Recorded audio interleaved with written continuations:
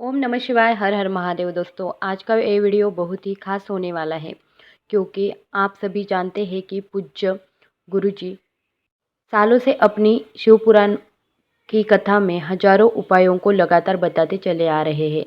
लेकिन कल की शिव महापुराण कथा की बात करें तो उन्होंने जो एक कनेर के पुष्प से और एक बेलपत्र से जो अचूक उपाय बताया है वो आज तक अपनी किसी भी शिव महापुराण कथा में नहीं बताया है। पूज्य गुरुजी ने अपने स्वयं व्यासपीठ से कहा है कि यह उपाय करने के बाद आपको 3 महीने भी नहीं रुकना पड़ेगा और ना ही 3 हफ्ते रुकना पड़ेगा। अगर आपने सच्चे दिल से शिवलिंग के सामने एक कनेर का फूल पुष्प वाला उपाय कर लिया तो आपकी बड़ी से बड़ी मनोकामना भी मात्र 3 दिन में शिव जी की कृपा से परिपूर्ण हो सकती है। आपकी वो मनोकामना अगर धन प्राप्ति से संबंधित है, आपके जीवन में अगर धन प्राप्ति नहीं हो पा रही है या व्यापार आपका अच्छे से नहीं चल रहा है या घर में आए दिन लड़ाई झगड़ा या गृह क्लेश होता रहता है, आप चाहते तो अपने जीवन में बहुत कुछ करना है लेकिन अपने आलस की वजह से या अपने दुर्भाग्य की वजह से अगर आप अपने जीवन में कुछ भी नहीं कर पा रहे हैं तो पूज्य गुरुजी ने कहा है कि आपकी कैसी भी मनोकामना है वो सिर्फ 3 दिन में आप स्वयं देखेंगे कि इस उपाय को करने के बाद आपका पूरा जीवन कैसे बदलना शुरू हो जाता है। तो चलिए जानते हैं इन विशेष उपायों के बारे में। लेकिन उससे पहले जो भी मेरी आवाज़ पहली बार सुन रहे हैं, मेरे चैनल को पहली बार देख रहे हैं, तो चैनल को सब्सक्राइब करना ना भूलिएगा। उसी के साथ साथ लाइक और शेयर भी कर दीजिएगा। दोस्तों, आज का ये वीडियो आप पूरा देखिएगा क्योंकि मैं आपको इन उपायों को सही विधि से और सही ढंग से बताने जा रही हूँ। कर्ज गरीबी से आप मुक्ति पा सकते हैं, तभी मेरा ये छोटा प्रयास सफल सिद्ध हो जाएगा। आज मैं आपको पूज्य गुरुजी द्वारा बताए गए 2 ऐसे विशेष उपाय बताने जा रही हूँ जो आपने इससे पहले पूज्य गुरुजी की शिव महापुराण कथा में नहीं सुना होगा। गुरुजी ने स्वयं अपनी व्यासपीठ से कहा है कि ये उपाय जो भी व्यक्ति कर लेता है उसके जीवन के सारे संकट समाप्त हो जाते हैं।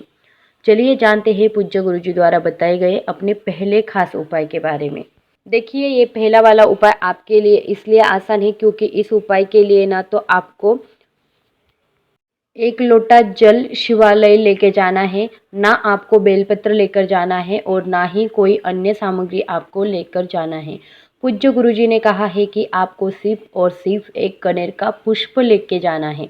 अगर आपके पास कनेर का पुष्प भी नहीं है तो आप शिवलिंग के ऊपर चढ़े हुए या शिवलिंग के नीचे पड़े हुए आप कनेर के पुष्प को उठाकर उससे भी इस उपाय को कर सकते हैं। ये उपाय बहुत ही खास है।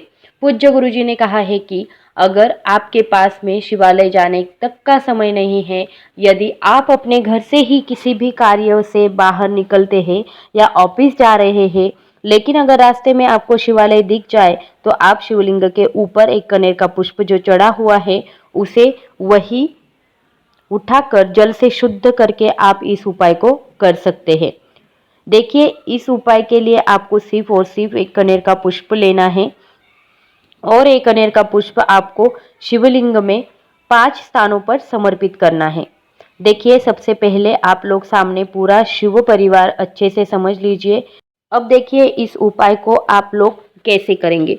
जो आप एक कनेर का पुष्प अपने साथ लेकर आए हैं, उस कनेर के पुष्प को आप सबसे पहले श्री गणेश जी वाले स्थान पर टच कराएंगे, यानी कि गणेश जी वाले स्थान पर आपको रखना है, लेकिन आपको इस पुष्प को अपने हाथ से छोड़ना नहीं है और साथ ही साथ आपको ओम नमः शिवाय या श्री शिवाय नमस्तुभ्यम मंत्र का स्मरण कर लेना है।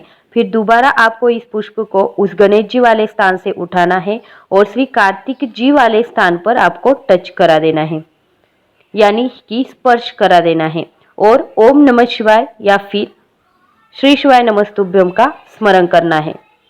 तीसरे नंबर पर आपको माता अशोक सुंदरी का जो होता है वहां पर इस कनेर के पुष्प को आपको टच करा देना है, यानी कि स्पर्श करना है, श्री शिवाय नमस्तुभ्यम या ओम नमः शिवाय मंत्र का स्मरण कर लेना है। फिर इसके बाद चौथे स्थान पर आप इस पुष्प को कहाँ टच कराएंगे, तो वो है, बहुत ही ध्यान से देखिए, शिवलिंग के ऊपर जो एक मटकी रहती है, जहाँ से एक एक बूंद जल शिवलिंग के ऊपर गिरता है, वो जो मटकी रखी रहती है, वो महादेव जी की 5 कन्याओं का स्थान होता है। तो आप चौथे नंबर पर इस मटकी में आपको इस कनेर के पुष्प को टच करा देना है और ओम नमः शिवाय मंत्र का स्मरण कर लेना है। फिर 5वें नंबर पर इस कनेर का पुष्प को आपको टच कराना है जो शिवलिंग के बगल में त्रिशूल होता है उसमें। लेकिन त्रिशूल के जो 3 शूल होते हैं, शूल में जो 3 दंडियां होती है, उन तीनों को जो मिलन बिंदु होता है, जहाँ पर ये 3 शूल मिलते हैं, उस स्थान पर आपको इस पुष्प को टच करा देना है। जैसे कि सामने आपको त्रिशूल का निशान भी दिखाई दे रहा होगा। ये वाला स्थान है, यहीं पर आपको इस कनेर के पुष्प को टच करा देना है और ओम नमः शिवाय का स्मरण करना है। फिर इसके बाद आप इस पुष्प को सबसे आखिर में शिवलिंग के ऊपर समर्पित कर देंगे। इस पुष्प की डंडी का हिस्सा जलाधारी की तरफ रहेगा। ठीक ऐसे ही आपको शिवलिंग के ऊपर इस पुष्प को समर्पित कर देना है और आपकी जो भी विशेष मनोकामनाएं हैं वो आपको शिव जी से बोल देनी है। जो भी आपकी मनोकामना परिपूर्ण हो नहीं रही है, जिसके लिए आप बहुत सारे व्रत पूजा पाठ कर रहे हैं, तो आपको ऐसी जो मनोकामना है जो आज तक परिपूर्ण नहीं हो पाई है, तो शिवलिंग के ऊपर इस पुष्प को रखते हुए आपको उस मनोकामना को याद करना है। महादेव जी से आपको प्रार्थना कर लेनी है। पूज्य गुरुजी ने कहा है कि आपके जीवन के जितने भी संकट होंगे या फिर आपकी जो भी विशेष मनोकामना होगी, वो देखेंगे कि महादेव जी की कृपा से कितनी शीघ्रता से परिपूर्ण हो जाएगी। सिर्फ 3 दिनों के अंदर आपकी बड़ी से बड़ी मनोकामना अगर महादेव जी चाहेंगे तो परिपूर्ण हो जाएगी। देखिए, पूज्य गुरुजी ने कहा है कि ये जो त्रिशूल में हम लोग 5वें नंबर पर इस पुष्प को टच करवाने जा रहे हैं, इसका मतलब यही होता है कि हम महादेव जी से प्रार्थना कर रहे हैं कि आप अपने इस त्रिशूल से हमारे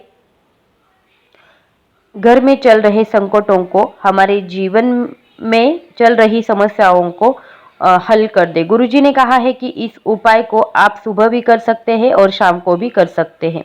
जब भी आपके पास इसके लिए टाइम हो तो आप इस सुंदर उपाय को कर सकते हैं। अब इसके बाद जानते हैं पूज्य गुरुजी द्वारा बताए गए अपने दूसरे खास उपाय के बारे में। आपको सिर्फ एक बेलपत्र ले लेनी है और एक शमी पत्र लेनी है। फिर इसी के साथ आपको ले लेना है 1 लोटा जल। अगर आपके पास में बेलपत्र नहीं है या शमी पत्र नहीं है, तो आप शिवलिंग के ऊपर चढ़ी हुई बेलपत्र या शमी पत्र को जल से शुद्ध करके आप इसका फिर से इस्तेमाल शिवलिंग पर कर सकते हैं। बस आपको ध्यान रखना है कि ये बेलपत्र और शमी पत्र कहीं से भी टूटा कटा हुआ नहीं होना चाहिए और आप जो 1 लोटा जल लेंगे वो आपको तांबे के पात्र में ले लेना है और हमेशा की तरह आपको अपने घर के किचन से ही इस जल को भर लेना है। आप सिर्फ ये 3 सामग्री लेकर आपको पहुंच जाना है शिवालय। आप चाहे तो इस उपाय को सुबह भी कर सकते हैं और चाहे तो शाम को प्रदोष काल में भी कर सकते हैं। शिवालय पहुंचने के बाद आप सबसे पहले एक काम करेंगे, जो आप एक बेलपत्र लेके आए हैं और उस बेलपत्र को आप माता अशोक सुंदरी वाले स्थान पर टच करा देंगे। उपाय इसलिए खास है क्योंकि ये बेलपत्र आप माता अशोक सुंदरी के स्थान पर टच कराएंगे तो इसकी डंडी शिवलिंग की तरफ होनी चाहिए, यानी कि शिवपिंडी की तरफ इस बेलपत्र की डंडी रहनी चाहिए। वैसे आप सभी जानते हैं कि जब भी हम लोग कोई भी बेलपत्र का उपाय शिवलिंग के सामने करते हैं तो उसमें बेलपत्र की डंडी हमेशा जलाधारी की तरफ रहती है, लेकिन इस उपाय में आपको बेलपत्र की डंडी शिवलिंग की तरफ रखनी है और ये बेलपत्र आपको माता अशोक सुंदरी से भी टच करवाना है। टच कराते हुए आपको ओम नमः शिवाय मंत्र का कम से कम 11 बार स्मरण कर लेना है। फिर इसे उठा के आपको शिवलिंग के ऊपर इस बेलपत्र को आपको समर्पित कर देना है। शिवलिंग के ऊपर समर्पित करने के बाद आपको ओम नमः शिवाय मंत्र का स्मरण कर लेना है। फिर आप जो शमी पत्र अपने साथ लेकर आए हैं, वो शमी पत्र को आपको कहाँ रखना है वो बहुत ध्यान से समझिएगा। देखिए, जलाधारी से जो नीचे गिरता है, शिवलिंग में जो जलाधारी उससे जो जल बहकर के नीचे गिरता है उस स्थान पर आपको इस एक शमी पत्र को समर्पित कर देना है और ओम नमः शिवाय मंत्र का स्मरण कर लेना है। अगर आप कोई छोटी सी भी गलती कर देते हैं तो आपका यह उपाय परिपूर्ण नहीं होगा और आपकी मनोकामना अधूरी रह जाएगी। इसलिए इस उपाय को बहुत ध्यान से सुनने और समझने की कोशिश करिएगा। आप देखिए, सबसे आखिर में आपके पास जो एक लोटा जल है, उस जल को आपको शिवलिंग के ऊपर समर्पित करने जाना है और महादेव जी के प्रिय मंत्र श्री शिवाय नमस्तुभ्यम या ओम नमः शिवाय का स्मरण करते हमें जाना है। पूज्य गुरु जी ने कहा है कि अगर इस उपाय को आप कुछ दिनों तक लगातार कर लेते हैं या फिर किसी भी सोमवार की तिथि में मासिक शिवरात्रि के विशेष दिन पर अगर इस उपाय को आप कर लेते हो तो आपसे हम देखेंगे कि महादेव आपके जीवन से सारे संकटों को कितनी जल्दी दूर कर देंगे। आपकी बड़ी से बड़ी मनोकामना कितनी जल्द परिपूर्ण होती जा रही है। अब इसके बाद आपको बता दें कि गुरुजी द्वारा बताए गए अपने सबसे आखिरी उपाय के बारे में। देखिए, उपाय के लिए आपको 2 बेलपत्र ले लेनी है। बेलपत्र लेते समय आप इस बात का ध्यान रखेंगे कि बेलपत्र कहीं से भी कटी फूटी टूटी खंडित नहीं होनी चाहिए। सिर्फ ये 2 बेलपत्र आपको ले लेना है। साथ ही साथ आपको 1 लोटा जल भी ले लेना है। आप भी ये 2 सामग्री ले लीजिए। शिवालय पूज्य गुरुजी ने अपनी शिव महापुराण कथा में बताया था कि उपाय अगर आप कुछ दिनों तक लगातार कर लेते हैं या फिर इसके बाद आप हमें स्वयं पत्र लिखकर भी बता देंगे कि आपके जीवन में इस उपाय को करने से आपके जीवन में धन धान्य की समस्याओं में आपको कितनी शीघ्रता से आराम मिलना शुरू हो गया है। देखिए, ये उपाय धन प्राप्ति के लिए सबसे उपयुक्त और आपके जीवन में चल रहा है संकटों को समाप्त करने के लिए बहुत ही अचूक उपाय है। इस उपाय के लिए भी आप सुबह करना चाहे तो शाम को कर लेना, शाम को प्रदोष काल में करना चाहे तो अति उत्तम है। शिवालय पहुंचने के बाद सबसे पहले आप जो 2 बेलपत्र अपने साथ लेकर आए हैं उसमें से आपको पहली वाली बेलपत्र जो है वो माता अशोक सुंदरी के स्थान पर समर्पित कर देनी है। बेलपत्र की डंडी का हिस्सा जलाधारी की तरफ रहेगा और बेलपत्र की चिकनी साइड का हिस्सा नीचे की तरफ रहेगा, जैसा कि सामने आपको वीडियो में दिख रहा है। ठीक ऐसे ही आपको इस बेलपत्र को शिवलिंग के ऊपर समर्पित करना है, माता अशोक सुंदरी वाले स्थान पर समर्पित करना है। इसके बाद दूसरी बेलपत्र को आपको शिवलिंग के ऊपर समर्पित करना है। इसमें भी बेलपत्र की डंडी का हिस्सा जलाधारी की तरफ रहेगा। फिर आप जो 1 लोटा जल आपके साथ लेकर आए हैं उस जल को आप शिवलिंग के ऊपर बिल्कुल धीरे धीरे समर्पित करेंगे और श्री शिवाय नमस्तुभ्यम या ओम नमः शिवाय इस मंत्र का स्मरण करिएगा। पूज्य गुरुजी ने कहा है कि अगर आप इस उपाय को 2 हफ्ते या 3 हफ्ते तक लगातार कर लेते हैं तो हम इससे आपको यकीन दिलाते हैं कि आपके जीवन के सारे संकट महादेव जी की कृपा से जल्द समाप्त हो जाएंगे। और वीडियो आखिर तक देखने के लिए आपको मैं सभी से धन्यवाद बोलना चाहती हूँ। अगर आपको ये वीडियो अच्छी लगी होगी तो वीडियो को कर देना लाइक, शेयर और सब्सक्राइब। धन्यवाद।